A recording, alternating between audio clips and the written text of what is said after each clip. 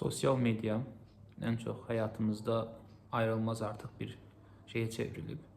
Sosial mediada hər gün qarşımıza parlaq həyatlar çıxır, xoşbəxt insanlar çıxır. Xüsusən də Instagram kimi platformada biz bunlarla tez-tez rastlaşırıq. Amma dərindən əslində bu məsələlərə baxanda başqa şeylər biz görmüş oluruq ki, insanlar əslində öz parlaq həyatlarını Instagram vasitəsilə göstərmiş olurlar. Nəyə görə bu belədir ümumiyyətlə? Bunun əsası nədən qaynaqlanır? Dünya əhalisinin ümumiyyətlə 95%, 96% hardasa gəliri aylıq $3000 aşağıdadır. Amma sosial media bizə elə göstərir ki, hamı bizdən başqa çox yaxşı vəziyyətdədir, əla maaş alır, xoşbəxtdir, həmişə tətildədir və sanki heç bir problemi yoxdur. Bu effekt ondan irəli gəlir ki, hər bir insan öz profilində, öz sosial media hesabında xoşbəxt görünməyə çalışır. Xoşbəxt seçimlər etdiyini göstərir, insanlara hər zaman daha yaxşı restoranlarda, daha yaxşı kafelərdə yemək yediyini nümayiş elətdirir. Və bizə elə gəlir ki, məsəl üçün restoranda oturanda əgər çox az bir şey sifariş vermişiksə, bu artıq böyük bir problemdir. Çünki digər insanlar bizə baxırlar, gözləri bizim masadadır. Bizə elə gəlir ki, bizim sürdüyümüz maşın digərlərinin maşınından daha aşağı qiymətədir və bu heç nəyə dəymir.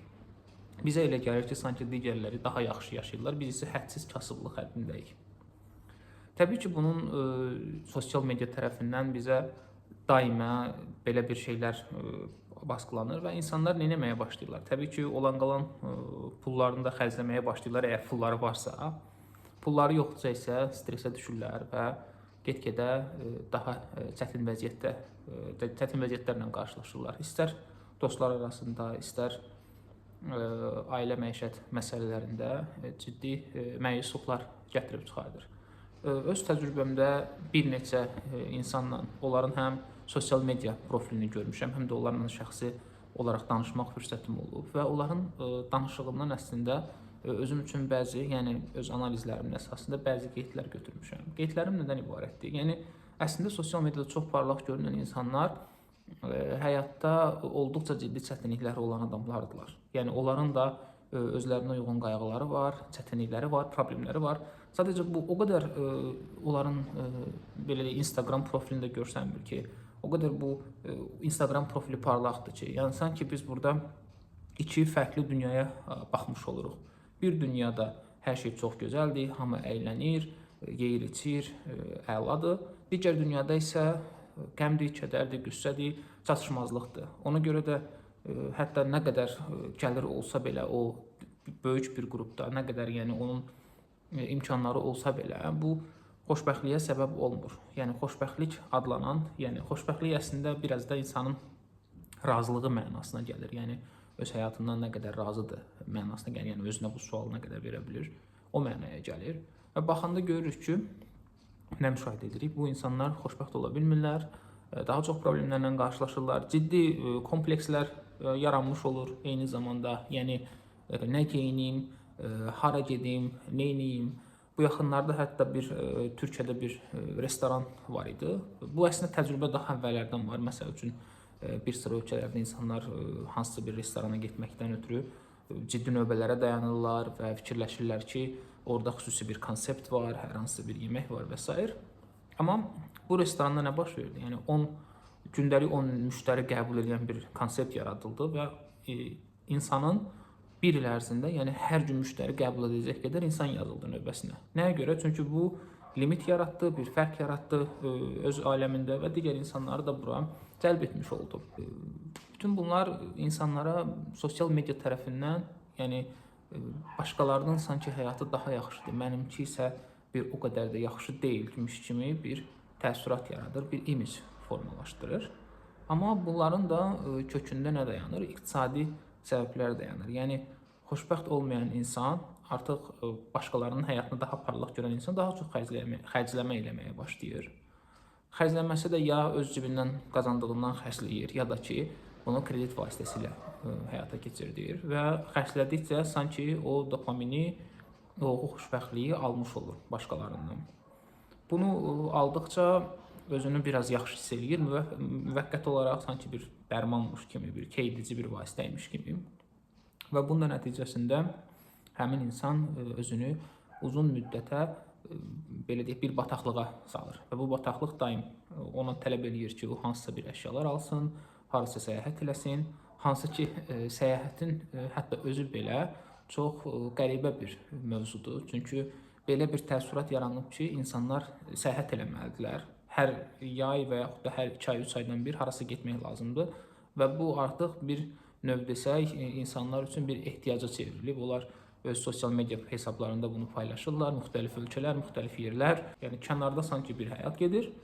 Əgər biz onun iştirakçısı olmasaq, bu səyahətin, bu anların iştirakçısı olmasaq, bu qaçacaq. Amma halbuki bunlar təbii ki, sizi iqtisadi proseslərə cəlb eləmək mənasına gəlir. Yəni xərcləyin və iqtisadiyyata həm belə deyək yardım olsun, başqa insanlar da qazansın, həm də ki özünüzə xatirə əldə eləyin və yaxud da istirahət eləyin, dincəlin. Yəni o qədər işləyirsən, get istirahət elə, mütləq bu sənin haqqındır, bunu qazanmalısan, əldə etməlisən və s. Və yaxud da bunu etməyənlərin, əksini edənləri də cəlb eləyirlər yatırıma. Yəni yatırım elə ancaq pul yox, ev al, maşın al və s. Yəni bu sosial mediada bizə təlqin olunan, yəni asan gəlir, xoşbəxt həyatlar, gülərüz insanlar, bahalı restoranlar, müxtəlif aktivliklər.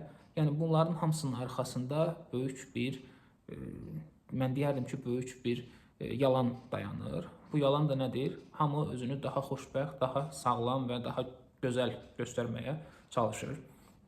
Ən yaxşı nümunələrdən biri xanımların daim estetik əməliyyatlara baş vurmağıdır. Bu da çox böyük bir problemdir. Yəni onların özlərindən narazı olması. Çünki məsələn 20 il bundan əvvələ baxsaq görərik ki, orada belə bir trendlər yox idi. Amma hal-hazırda bu trendlər var ki, yəni özlərini o qadın modelinə oxşatmağa çalışırlar. Təbii ki, kişilərin də özlərinin oxşatmaq istədikləri tərəflər var. Yəni heç kim özündən razı deyil. Yəni real həyatdakı özündən insanlar razı deyirlər. Həmişə başqaları daha parlaq, daha yaxşı yaşayırmış kimi gəlir. Halbuki söhbətin əvvəlində də dediyim kimi sizə, dünyada 95% insan və qalan əgər o 5% də biz nəzərə alsaq, o 5%-in içərisində də yəni insanların gəliri $3000 yuxarı gəlir əldə edənlərin sayı cəmsi yəni 5%-dir dünya əhalisinin. Yəni o 5%-in içərisində olmaq mümkündür. Bu qədər də çətin deyil. Amma o 95%-in içərisində harda olduğunu dərk eləmək, nəyə görə olduğunu dərk eləmək, yəni biraz da daha çox insan, mən həmişə deyirəm ki, özü olduğu yerdə gərək özündən pozitiv şeylərdən razı ola bilsin. Yəni özünün öz həyatındakı pozitiv məqamlara toxuna bilsin. Təbii ki, mən psixoloq deyiləm və yaxud da buna iddia da eləmirəm. Amma öz həyatımdan gördüyüm məqamlar odur ki, ən çox insana kömək eləyən nədir? Stres azaltmaqdan ötürü, yəni bu sosial mediada mümkün qədər kənarda durmaq və bunun nə mənfi, nə müsbət rəy bildirməmək orada baş verən şeylərə. Eyni zamanda öz həyatına fokuslanmaq, öz şəxsi inkişafına fokuslanmaq, mümkün qədər kitab oxumaq və yaxud da gəzinti eləmək, dostlarla vaxt keçirmək. Ola bilər indi fiziki mümkün deyil, amma telefon vasitəsilə bunu eləyə bilərsiniz.